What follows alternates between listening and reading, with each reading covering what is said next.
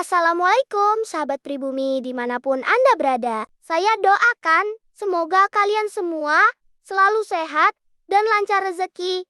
Amin. Langsung saja kita ke cerita singkat tentang Nabi Idris alaihi salam. Nabi Idris alaihi salam adalah orang ketiga yang diangkat menjadi nabi oleh Allah Subhanahu wa taala setelah Nabi Adam dan Nabi Syits dengan karunia pengetahuan yang luas dan akal yang tajam. Salah satu ayat Al-Quran yang menyebutkan nama Nabi Idris adalah surat Maryam ayat 56 dan 57 yang berbunyi, "Ceritakanlah Muhammad kisah Idris di dalam kitab Al-Quran. Sesungguhnya dia adalah seorang yang sangat mencintai kebenaran dan seorang nabi, dan kami telah mengangkatnya ke martabat yang lebih tinggi." Quran surah Maryam ayat 56-57 dikisahkan suatu hari, malaikat Israel atas izin Allah Subhanahu wa taala menyamar sebagai seorang laki-laki dan bertamu ke rumah Nabi Idris karena mengagumi kecerdasannya. Karena sangat memuliakan tamu,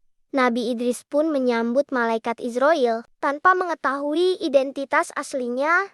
Lalu, di hari keempat, ketika Nabi Idris menyadari bahwa tamunya adalah malaikat maut, ia pun kemudian meminta 3 permintaan kepada malaikat Israel.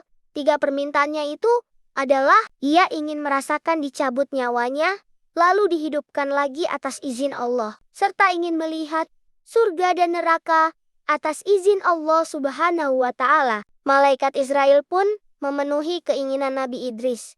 Ia pun mencabut nyawanya dan membuatnya hidup kembali. Lalu setelahnya malaikat Israel juga mengantarkan Nabi Idris menuju surga dan neraka. Salah satu mukjizat Nabi Idris adalah bisa mengunjungi surga dan neraka.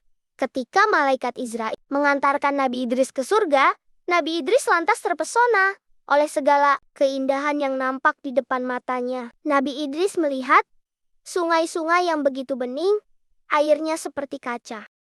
Sementara itu di pinggir sungai terdapat pohon-pohon yang dahan batangnya terbuat dari emas dan perak. Ia pun melihat-lihat istana yang disediakan untuk para penghuni surga. Sepanjang mata memandang, Nabi Idris menemukan begitu banyak pohon yang menghasilkan buah-buahan yang segar, ranum, dan harum. Setelah puas berkeliling, malaikat Israel lantas mengajak Nabi Idris untuk pulang ke bumi.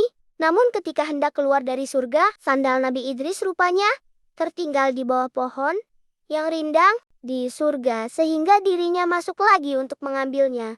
Namun setelah beberapa lama menunggu, malaikat Israel kebingungan karena Nabi Idris tak juga kunjung keluar dari surga. Ternyata Nabi Idris nyaman di dalam surga dan tidak mau keluar kembali. Ia pun telah mendapat izin Allah Subhanahu wa taala untuk tetap tinggal di surga tanpa menunggu kematiannya maupun hari kiamat. Demikian cerita singkat tentang Nabi Idris alaihi salam. Bila ada salah kata, mohon dimaafkan. Wassalam.